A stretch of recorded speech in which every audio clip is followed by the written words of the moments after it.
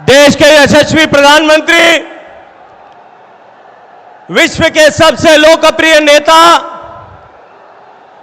और भारत का सूर्य पूरे विश्व भर में, विश्व पटल पर, विश्व क्षितिज पर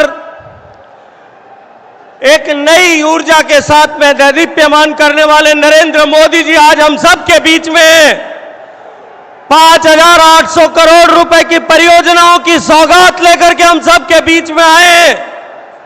देश का सबसे लोकप्रिय, विश्व का सबसे लोकप्रिय नेता नरेंद्र मोदी जी हम सब के बीच में, जोरदार स्वागत करिए, बोलिए भारत माता की, भारत माता की।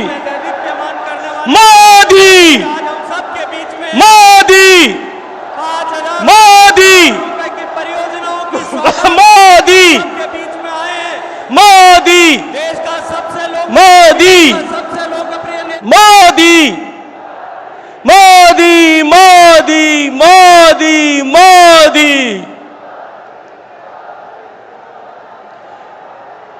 भारत माता की,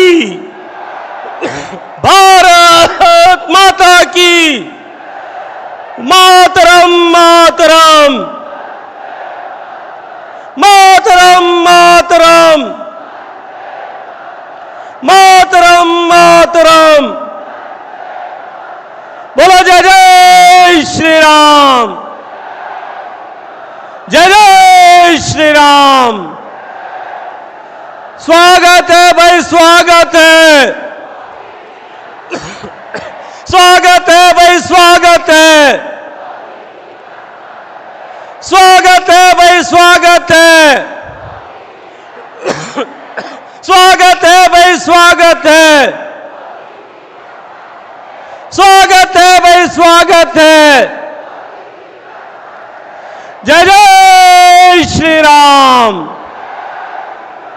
जय जय श्री राम।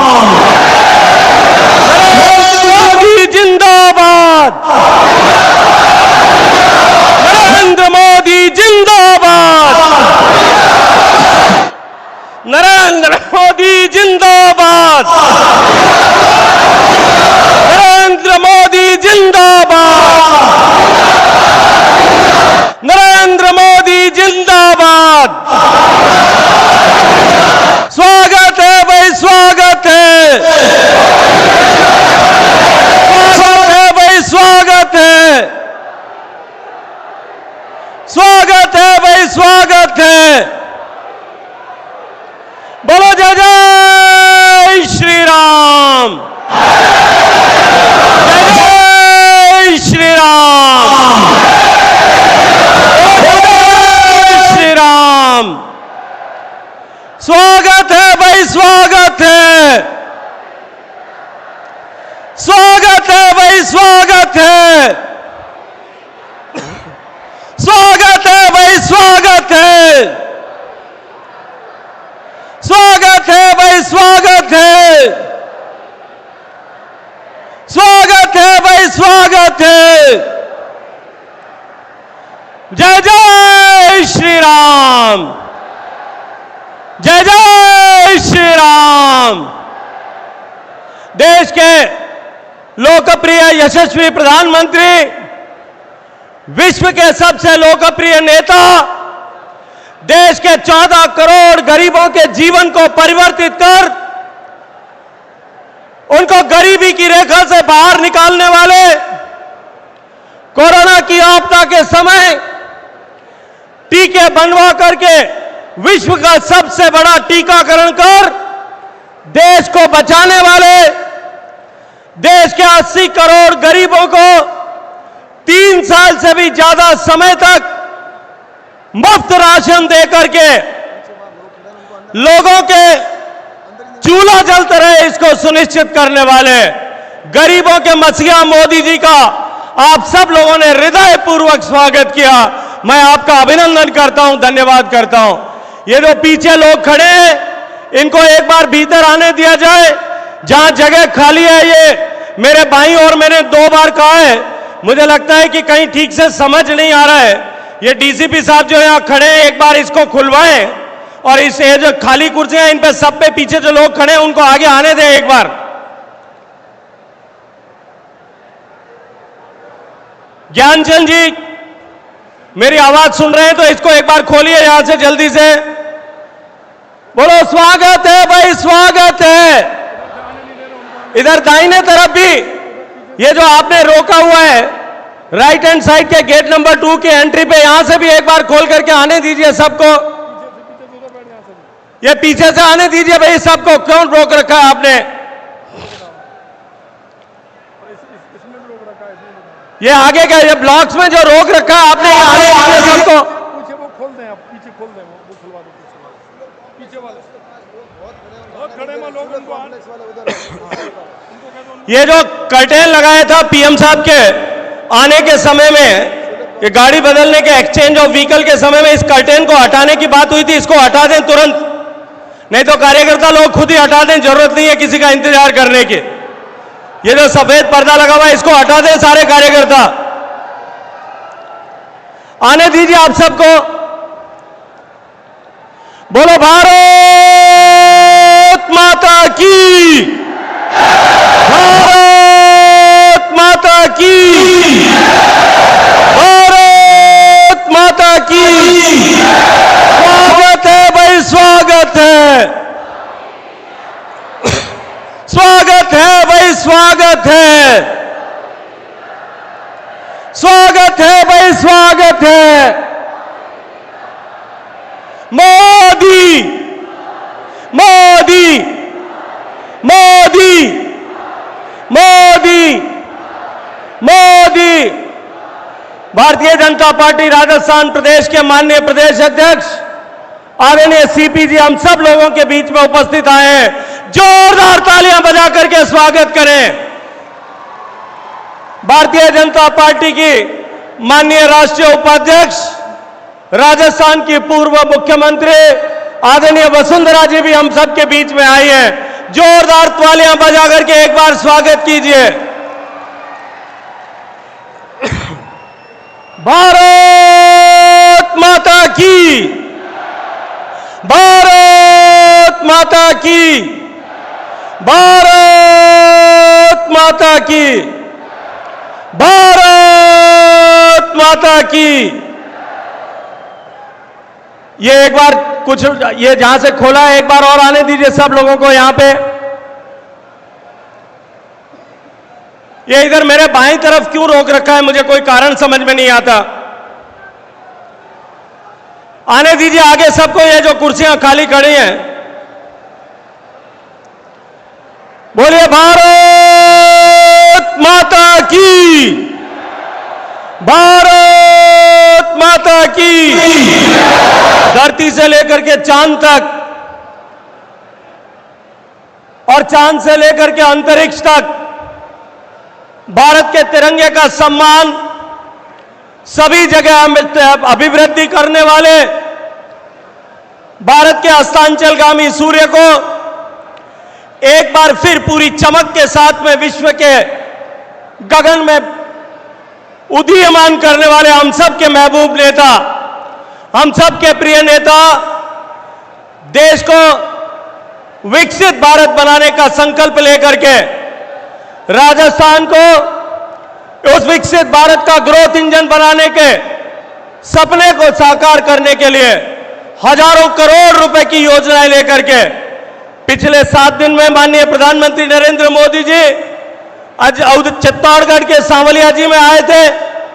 कुछ दिन पहले जयपुर में हम सबका मार्गदर्शन करने के लिए आए थे और आज हजारों करोड़ रुपए की परियोजनाएं लेकर हम सब के बीच में इस मारवाड़ की तकदीर और तस्वीर बदलने के लिए हम सब के बीच में आए हैं। हम एक जोरदार जय घोष के साथ में उनका स्वागत करें। स्वागत है भाई, स्वागत है, स्वागत है भाई, स्वागत है, स्वागत है भाई, स्वागत है, स्वागत है भाई, स्वागत है, स्वागत है भाई, स्वागत है। जोधपुर में नया एयरपोर्ट टर्मिनल, जोधपुर में नया रेलवे स्टेशन भवन, जोधपुर रिंग रोड का एक हिस्से का शिलान्यास, जोधपुर से लेकर के कुचामन तक रेल के दोहरीकरण, IIT के लोकार्पण और हमारे एम्स अस्पताल में एक ट्रॉमा का स्पेशलिटी सेंटर की सौगात लेकर के माननीय प्रधानमंत्री जी हम सब के बीच में आए हैं। एक बार अपने स्थान पर खड़े होकर के जोरदार तालियों के साथ में स्वागत कीजिए। स्वागत है भाई, स्वागत है, स्वागत है भाई, स्वागत है, स्वागत है भाई, स्वागत है, स्वागत है भाई, स्वागत है।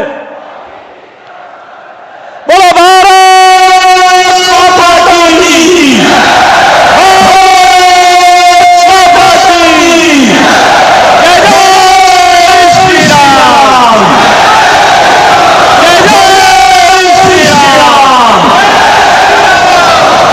देश के यशस्वी प्रधानमंत्री गरीब, किसान, दलित, शोषित, पीड़ित, वंचित इन सब के जीवन में एक नई आशा का संचार करते हुए उनके जीवन को परिवर्तित करने वाले गरीबों के मसीहा, मां भारती के सच्चे सपूत और भारत माता का सम्मान विश्व के पटल पर एक नए तेज के साथ देदीप्यमान करने वाले माननीय प्रधानमंत्री नरेंद्र मोदी जी हम सब के बीच में उपस्थित हैं। मैं हृदय पूर्वक उनका स्वागत करता हूं, अभिनंदन करता हूं।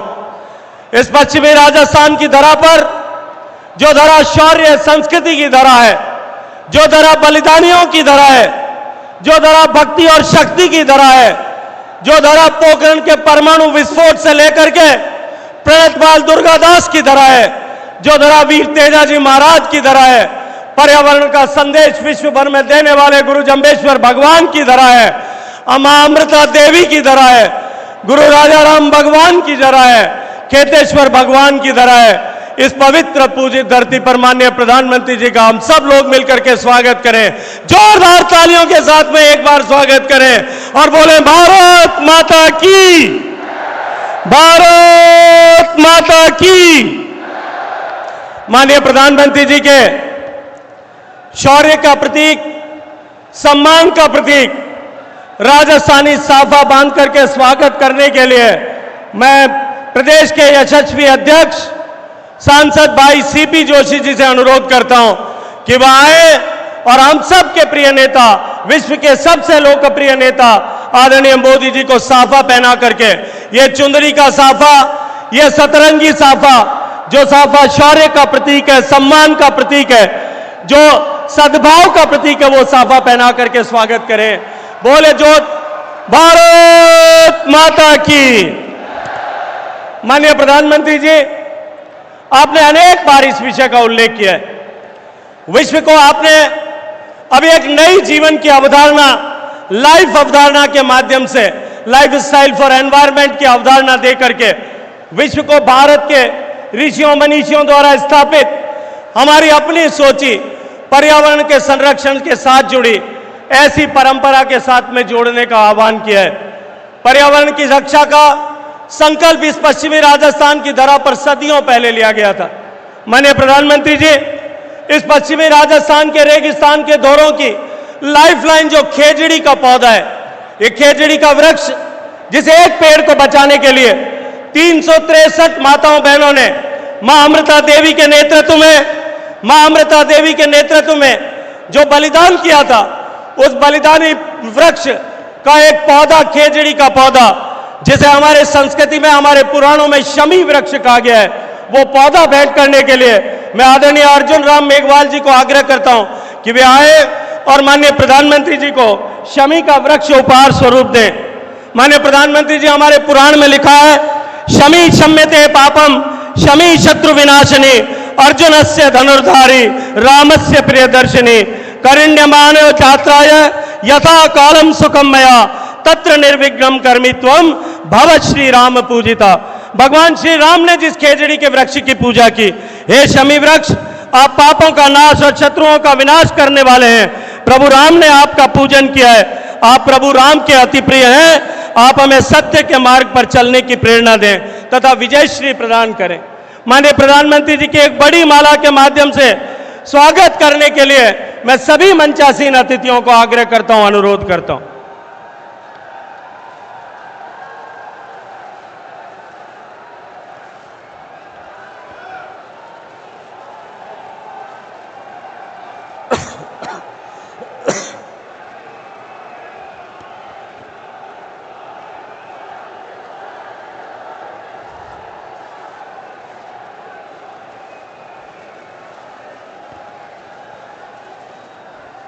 माननीय प्रधानमंत्री जी, आपने हमेशा वोकल फॉर लोकल की बात की है। आपने हमेशा ही लोकल फॉर ग्लोबल की अवधारणा की बात की है। आपने हमेशा ही हस्तशिल्पियों का सम्मान बढ़े इसकी कल्पना की है।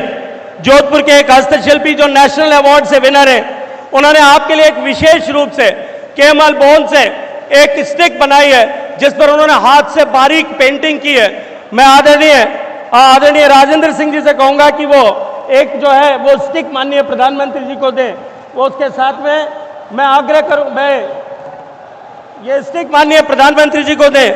और सुदूर पश्चिमी राजस्थान के जैसलमेर के एक छोटे से गांव में एक महिला बुनकर ने बना करके ये ऊन का शॉल हाथ से बुन करके आपके लिए भेजा है। ये दोनों आप भेंट उपहार स्वरूप स्वीकार करें। मैं आपको ये भगवान स्मृति चिन्ह के रूप में भगवान श्री कृष्ण की प्रतिमा आदरणीय गजेंद्र सिंह जी, माननीय प्रधानमंत्री जी को मेमेंटो देकर के उनका स्वागत करेंगे। स्वागत है वही स्वागत है। अब मैं आप सबके बीच में आदरणीय प्रधानमंत्री जी को आप सबकी तरफ से आह्वान करता हूं कि वो आए और महिलाओं को सम्मान देने वाले और महिलाओं के नेतृत्व में अब देश का विकास होगा, इसका सूत्रपात करने वाले प्रधानमंत्री जी का हम स्वागत करें। बोलो भारत माता की।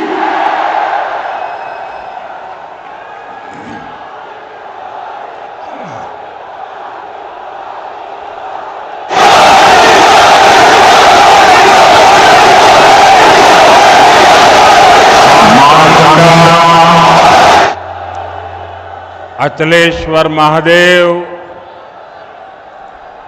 और श्री सिद्धनाथ महादेव को मैं श्रद्धापूर्वक प्रणाम करता हूं। मैं संत रामदेव, वीरांगना गोराधाय, वीर दुर्गादास राठौड़ और मां अमृता देवी जैसी महान संतानों को भी शत शत नमन करता हूं। आज मैं लोंगोवाल युद्ध के नायक भैरव सिंह राठौड़ जी को भी आदरपूर्वक श्रद्धांजलि अर्पित करता हूं। मुझे याद है जब वो आखिरी समय में अस्पताल में थे तो मैंने उनसे फोन पर बात की थी, उनके स्वास्थ्य के बारे में जाना था। मैं इस वीर धरा के हर वीर और वीरांगना को बहुत ही आदर के साथ प्रणाम करता हूं। मेरे परिवारजनों, आज जोधपुर के लोगों को, मारवाड़ के लोगों को कई उपहार एक साथ मिले हैं। एक विशेष उपहार की तैयारी तो मैं पहले ही दिल्ली से करके आया हूं। कल ही भाजपा सरकार ने तय किया है कि अब उज्ज्वला की लाभार्थी बहनों को केंद्र सरकार की तरफ से गैस सिलेंडर सिर्फ 600 रुपये में मिलेगा।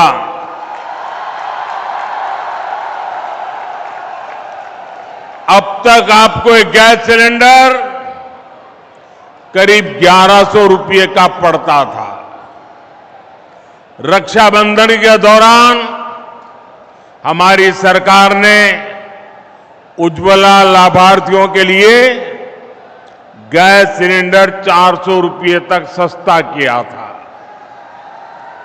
और अब नवरात्रि, दशहरे, दीपावली से पहले उज्ज्वला सिलेंडर को 100 रुपये और सस्ता कर दिया गया है।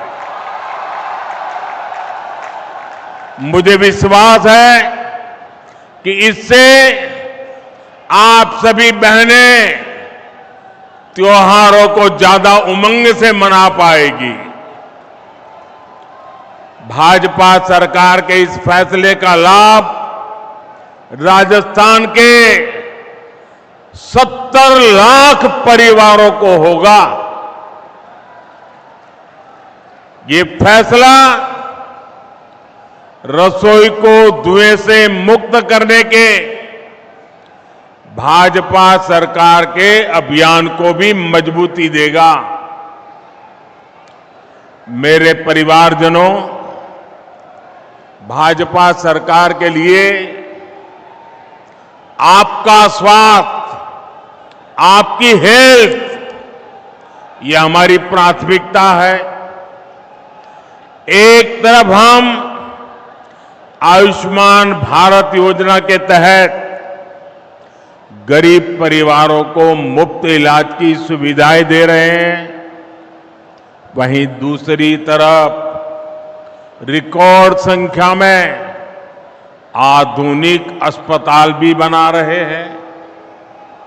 आज जोधपुर एम्स में 350 बेड के ट्रॉमा सेंटर और क्रिटिकल केयर इस ब्लॉक का शिलान्यास हुआ है।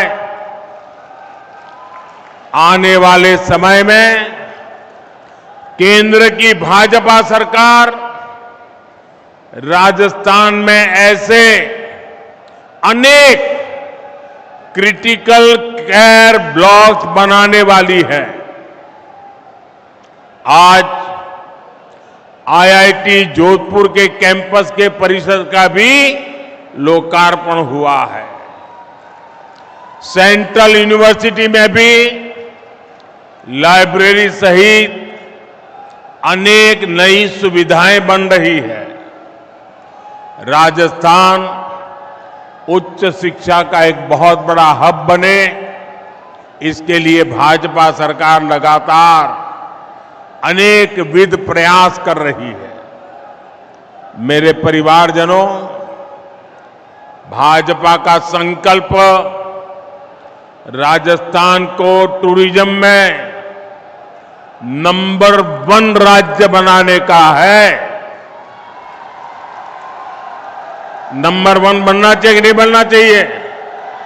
राजस्थान टूरिज्म में नंबर 1 बनना चाहिए कि नहीं बनना चाहिए? बनना चाहिए कि नहीं बनना चाहिए? बनना चाहिए कि नहीं बनना चाहिए? कौन बना सकता है?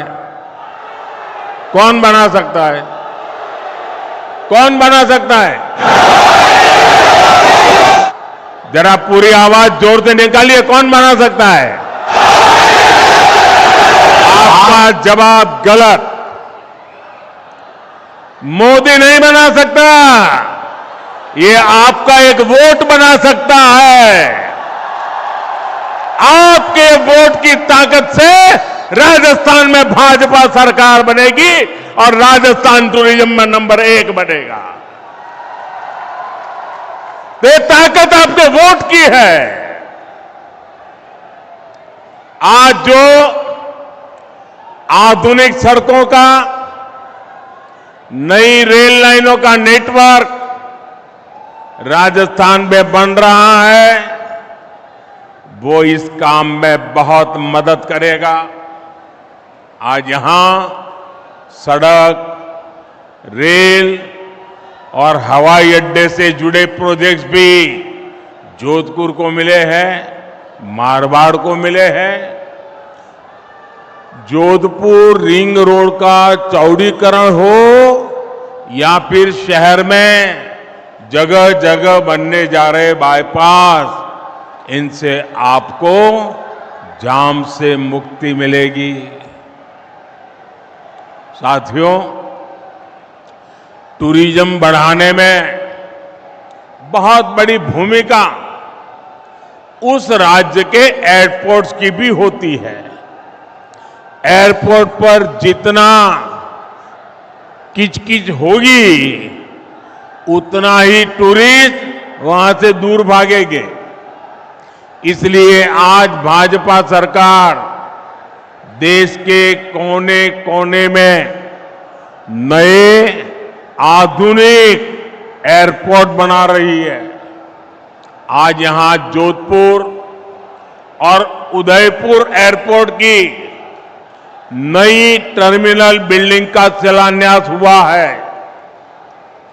जब ये काम पूरा हो जाएगा तो इससे राजस्थान के टूरिज्म में बहुत बड़ी वृद्धि होगी। नया टर्मिनल बनने के बाद जोधपुर एयरपोर्ट की क्षमता 10 गुना बढ़ जाएगी। उदयपुर एयरपोर्ट पर भी आज के मुकाबले 3 गुना ज्यादा पैसेंजर आ पाएंगे। जब सुविधाएं बढ़ेगी तो पर्यटक भी ज्यादा आएंगे, और जब पर्यटन ज्यादा आएंगे तो टैक्सी वाले भी कमाएंगे, ढाबे वाले भी कमाएंगे, होम स्टे वाले भी कमाएंगे। साथियों, भाजपा की केंद्र सरकार वाइब्रेंट विलेज प्रोग्राम भी चला रही है। इसके तहत सीमावर्ती गांवों का विकास किया जा रहा है। इसका भी बहुत अधिक लाभ हमारे इस क्षेत्र को होने वाला है। हम राजस्थान के कोने कोने में विकास को पहुंचा कर रहेंगे, और इसलिए राजस्थान कह रहा है, भाजपा आएगी, राजस्थान में खुशहाली लाएगी। अब आपने देखा होगा, अभी मैं एक सरकारी कार्यक्रम से यहां आ रहा हूं। ये जोधपुर में करीब 5,000 करोड़ रुपए के विकास के काम, उसका शिलान्यास या उद्घाटन करके आया हूं आपके यहां। अभी 15 मिनट पहले सरकारी कार्यक्रम था, लेकिन मुख्यमंत्री जी गायब थे।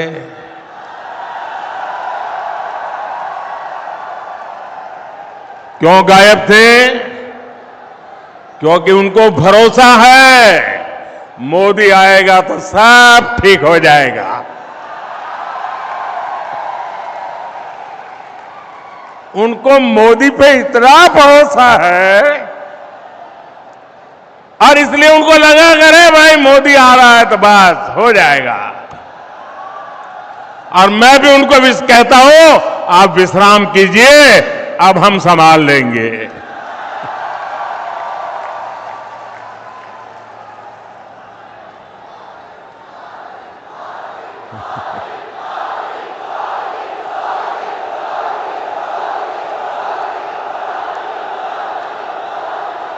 मेरे परिवारजनों, केंद्र की बीजेपी सरकार अपनी तरफ से राजस्थान के विकास के लिए हर कोशिश कर रही है, लेकिन यहां की स्थिति देखकर बहुत दुख होता है। 5 साल में कांग्रेस के कुशासन ने क्या हाल कर दिया है। कांग्रेस ने भ्रष्टाचार और दंगों के मामले में राजस्थान को देश में टॉप पर पहुंचा दिया है। कांग्रेस ने महिलाओं और दलितों के विरुद्ध अत्याचार के मामले में राजस्थान को नंबर 1 बना दिया है। कांग्रेस ने नशे के कारोबार को कैसे खुली छूट दे दी है, वो भी राजस्थान का बच्चा बच्चा जानता है। क्या इसलिए आपने कांग्रेस को वोट दिया था? क्या ये बर्बादी करने के लिए कांग्रेस को वोट दिया था? ये राजस्थान को तबाह करने के लिए कांग्रेस को वोट दिया था? ये राजस्थान को लूटने के लिए कांग्रेस को वोट दिया था? भाइयों, इसलिए ये मेरा मारवाड़ कह रहा है, भाजपा को लाएंगे, राजस्थान को बचाएंगे। साथियों, 5 साल में यहां कांग्रेस की सरकार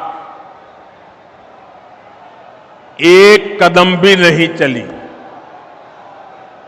बल्कि यहां 24 घंटे कुर्सी का ही खेल चलता रहा। अच्छा, मैं भाइयों बहनों में एक सवाल पूछूं आपको, उधर वालों को पूछूं, आप जवाब देंगे? सबके सब देंगे? अच्छा, आप सबने लाल डायरी के बारे में सुना है? सुना है? माताओं बहनों ने भी सुना है?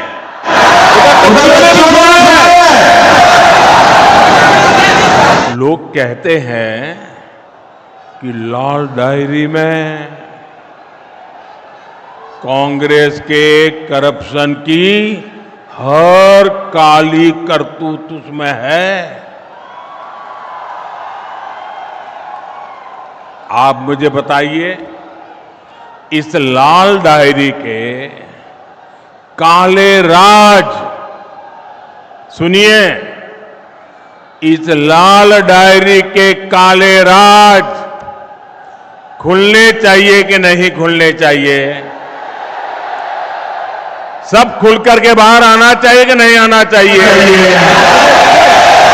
हिसाब होना चाहिए कि नहीं होना चाहिए? बेईमानों को सजा होनी चाहिए कि नहीं होनी चाहिए? अब मुझे बताइए, क्या कांग्रेस सरकार लाल डायरी के राज खुलने देगी क्या? सामने आने देगी क्या? अगर ये सच जानना है तो कौन चाहिए? ये कौन चाहिए? भाजपा सरकार लानी होगी। भाजपा सरकार बनाना जरूरी है। मैं आज आपके बीच आया हूं तो आपको एक और वायदा करूंगा। कांग्रेस के पेपर लीक माफिया ने यहां के लाखों युवाओं का भविष्य बर्बाद कर दिया है। राजस्थान का युवा इंसाफ मांग रहा है। चुनाव के समय बेरोजगारी भत्ते का वादा करने वाली कांग्रेस ने यहां के युवाओं को पेपर लीक माफिया के हवाले कर दिया। ऐसे हर पेपर लीक माफिया के खिलाफ बीजेपी सरकार सख्त से सख्त कार्रवाई करेगी। आप याद रखिएगा, बीजेपी आएगी, राजस्थान में रोजगार लाएगी। भाजपा आएगी, राजस्थान में पेपर माफिया को मिटाएगी। मेरे परिवारजनों, जब कानून व्यवस्था की ऐसी स्थिति हो, वहां निवेश नहीं होता, वहां व्यापार कारोबार चौपट हो जाता है। लेकिन कांग्रेस की सरकार को राजस्थान के हित से ज्यादा अपना वोट बैंक प्यारा है। मैं आपसे एक और बात जानना चाहता हूं। जोधपुर जब दंगों में जल रहा था, मैं आपसे पूछना चाहता हूं, जवाब दोगे ना? जवाब दोगे ना? जब जोधपुर दंगों की आग में जल रहा था, तब यहां के मुख्यमंत्री क्या कर रहे थे? जब यहां हिंसा हो रही थी, निर्दोष लोग मारे जा रहे थे, तो कांग्रेस के नेता क्या कर रहे थे? क्या कांग्रेस की पहली और आखिरी नीति सिर्फ और सिर्फ तुष्टीकरण ही है क्या? रामनवमी, परशुराम जयंती, हनुमान जयंती, कोई भी त्योहार ऐसा नहीं है जिसमें राजस्थान से पत्थरबाजी की खबरें न आती हो। जिस जोधपुर शहर को शांति के लिए जाना जाता था, वहां दिन दहाड़े गैंगवॉर होती है। एक व्यापारी के बेटे का अपहरण होता है, उसे बेरहमी से मार दिया जाता है। यहां कांग्रेस की विधायक खुद कहती है कि वो सुरक्षित नहीं है। हम कल्पना कर सकते हैं कि सामान्य बहन बेटी की यहां क्या स्थिति होती होगी। सिरोही की 8 साल की मासूम बच्ची, सांचौर की 2 नाबालिग बेटियां, नागौर में 7 साल की बच्ची, कोई मुझे बताए उनका क्या कसूर था। ऐसी कितनी ही मासूम बेटियां हैं जिनको असमय ही हमसे छीन लिया गया। ऐसी कितनी वारदातें कांग्रेस के राज में बेलगाम अपराधियों की सच्चाई बताती है। राजस्थान अब ये नहीं सहेगा। भाजपा आएगी, दंगे रुकवाएगी। भाजपा आएगी, गुंडागिर्दी रुकवाएगी। भाजपा आएगी, महिला सुरक्षा लाएगी। मेरे परिवारजनों, कुछ दिन पहले ही देश ने एक इतिहास रचा है। नारी शक्ति वंदन अधिनियम संसद में पारित हो गया है, लेकिन इस कानून ने कांग्रेस और इसके घमंडिया गठबंधन के नेताओं की पोल खोल दी है, उनको बेनकाब कर दिया है। ये लोग कभी महिला आरक्षण के समर्थन में नहीं थे, इसलिए अब ये कानून बनने के बाद ये बौखला गए हैं। ये लोग आए दिन देश की बेटियों के लिए अपमानजनक भाषा में बात कर रहे हैं। इनको समझ ही नहीं आ रहा है कि मोदी ने बहनों को दी ये गारंटी, मोदी ने पूरी कैसे कर ली। ये नहीं जानते मोदी की गारंटी यानी हर गारंटी पूरा होने की गारंटी। मेरे परिवारजनों, कांग्रेस को राजस्थान महिलाओं की किसी तकलीफ से भी कोई लेना देना नहीं है। जब तक कांग्रेस की दिल्ली में सरकार रही, उसने कभी पानी की चिंता नहीं की। भाजपा की केंद्र सरकार ने 4 वर्ष पहले हर घर जल पहुंचाने का अभियान शुरू किया।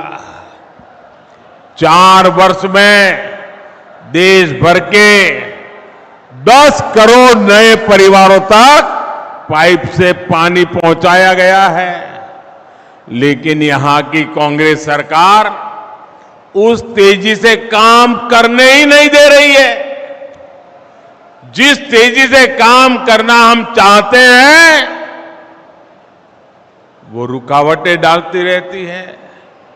यहां तो पानी की उस योजना में भी भ्रष्टाचार को बढ़ावा दिया जा रहा है। मेरे परिवारजनों, आप देखिए, हमारा देश ऐसा है कि कोई परिवार अगर पानी की प्याऊ भी लगा देना तो पीढ़ियों तक उस परिवार का गौरव और सम्मान होता है। विशेषकर राजस्थान और गुजरात में आज भी पानी के लिए काम करने वाले लाखा वणझारा को पूरा राजस्थान और गुजरात डगर डगर याद करता है। करता है कि नहीं करता है? पानी का महत्व है कि नहीं है? अब आप देखिए, भाजपा का चरित्र देखिए, आप भाजपा को समझिए। एक उदाहरण से आप भाजपा के चरित्र को जान सकते हैं। हिंदुस्तान में कई राज्य हैं जहां नदियों के पानी को लेकर के एक राज्य दूसरे राज्य से मार काटने वाली लड़ाई लड़ रहे हैं।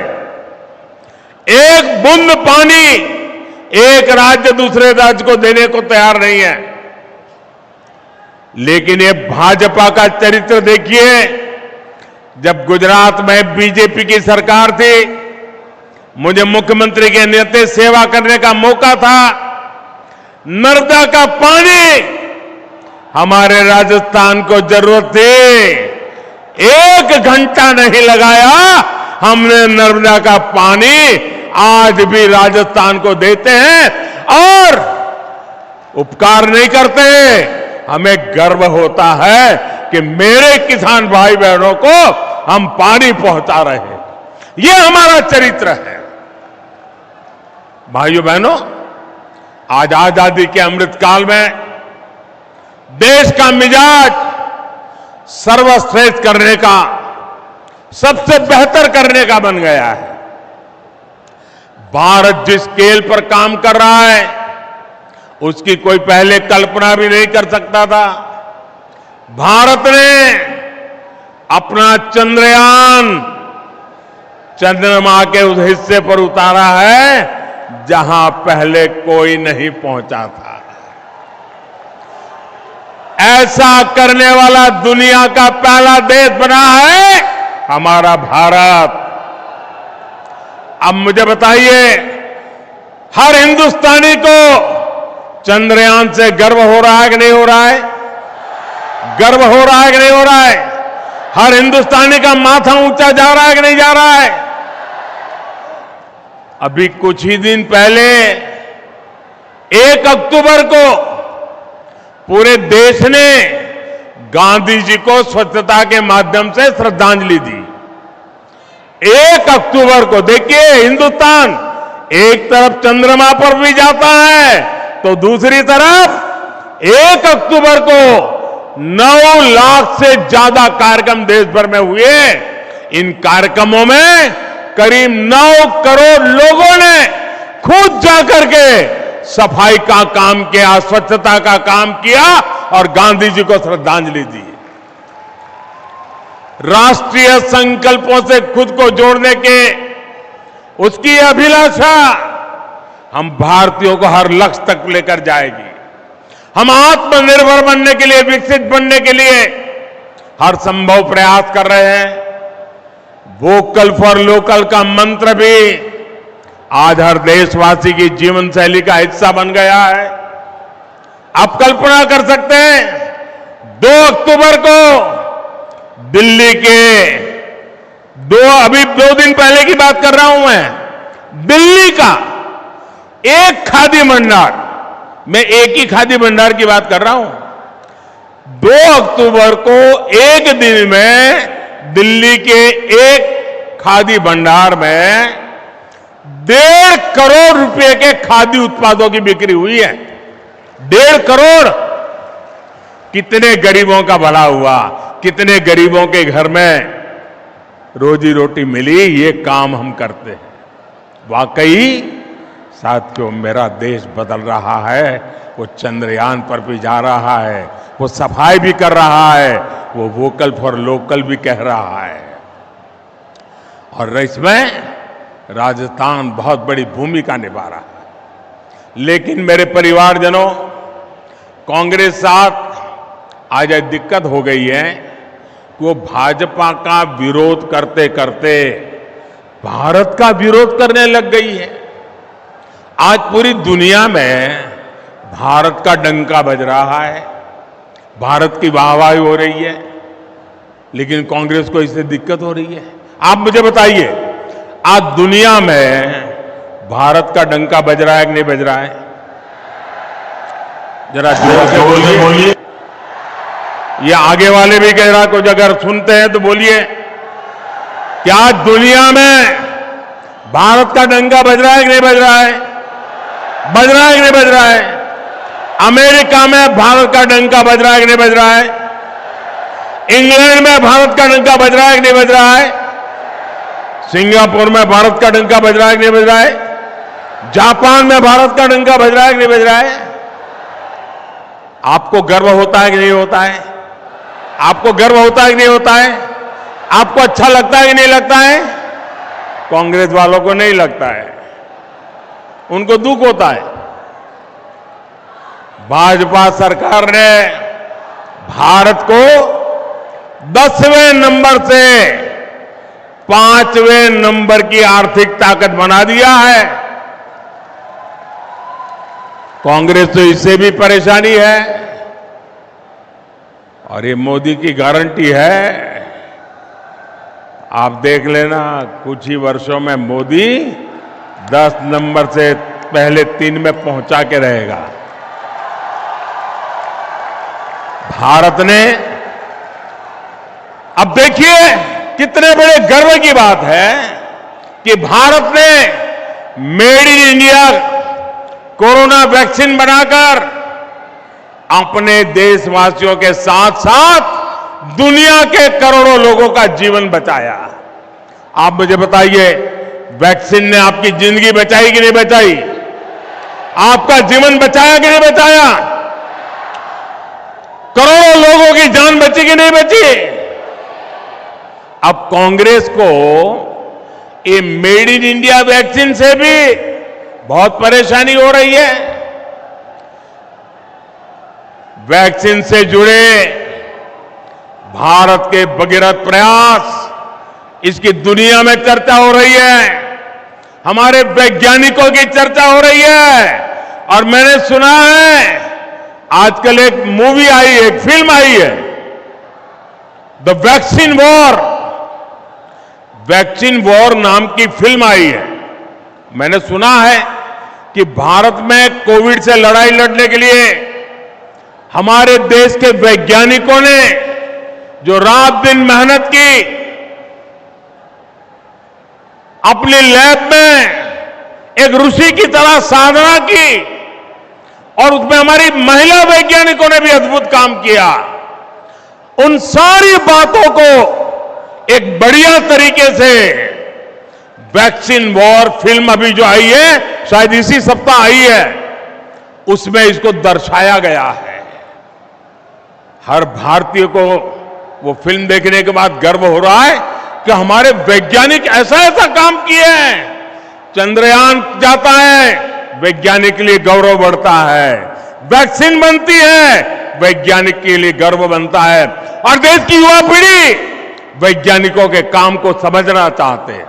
मैं इस फिल्म बनाने वालों को भी बधाई देता हूं कि आपने वैक्सीन वॉर फिल्म बना करके देश के वैज्ञानिकों को और विज्ञान को महत्व दिया। आने वाली पीढ़ी को ये बहुत काम आने वाला है। मेरे परिवारजनों, कांग्रेस ने उसे न देश के वैज्ञानिकों की और न ही देश के जवानों की, या न तो किसी किसान की, उसे कोई लेना देना ही नहीं है। कुर्सी के सिवा उसको कुछ दिखता ही नहीं है। जिस कांग्रेस ने हमारे सैनिक परिवारों तक को धोखा दिया हो, उससे उम्मीद क्या की जा सकती है।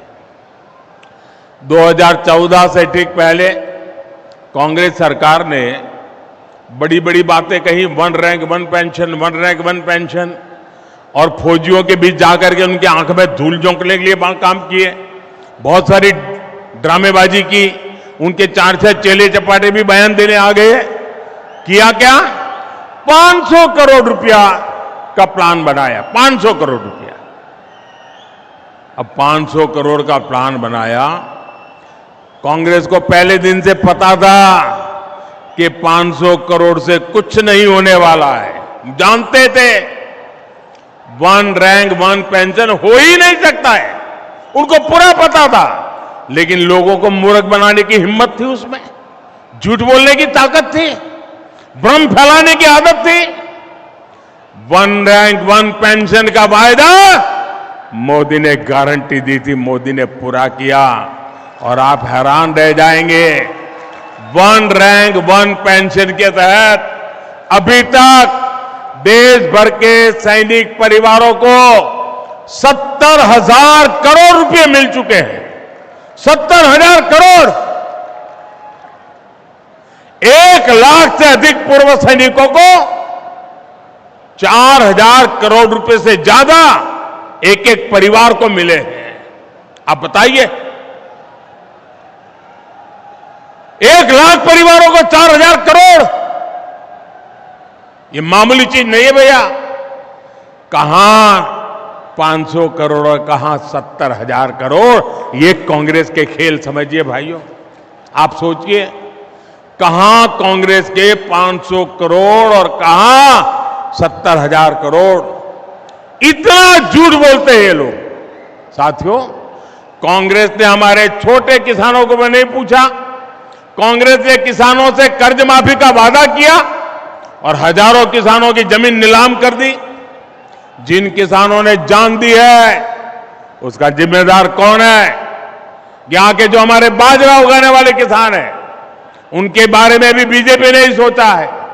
भाजपा सरकार बाजरे को, मोटे अनाज को श्री अन्न के रूप में पूरी दुनिया में नई पहचान देने में जुटी है।